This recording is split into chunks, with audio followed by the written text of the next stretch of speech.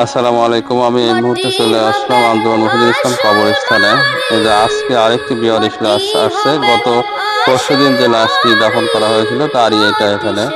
আমরা এই যে মহিলা লাশটি যেটা দাফন করা হয়েছিল তারই এটা কবরস্থান।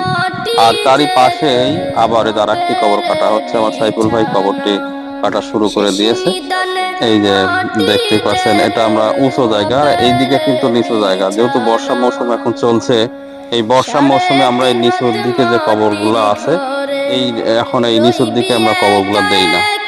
আমরা এখন পারতপক্ষে এই যে উঁচু ভিটা যেটা আছে, এই যে একেবারে উপরে যেটা দেখতে পাচ্ছেন, এর এখানেও কবর অনেকগুলো আছে। এই যে এই সাইডে সব কবর কিন্তু আছে। এই যে এটাও দেখতে পাচ্ছেন, এটা একটা কবর। পাশে অনেকগুলা কবর আছে এখানে।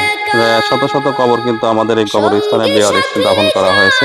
আর গত সপ্তাহে যে মহিলা লাশটি আমরা আনুমানিক যে 23 বছর যে বয়স ছিল যে মহিলাটি, তার লাশটি এখানে দাফন করা হয়েছে। তারই কবর এটা। তারই পাশে আজকে আবার ঈশ্বরদী রেলওয়ে থেকে পাকশি থেকে যে বেওয়ারিশটি আসছে তারই কবর আবার কাটা হচ্ছে এখানে। তো এই ছিল আজকের কবর কাটার। এইটা হলো কবর কাটার শুরু হয়েছে। সবাই ভালো থাকবেন।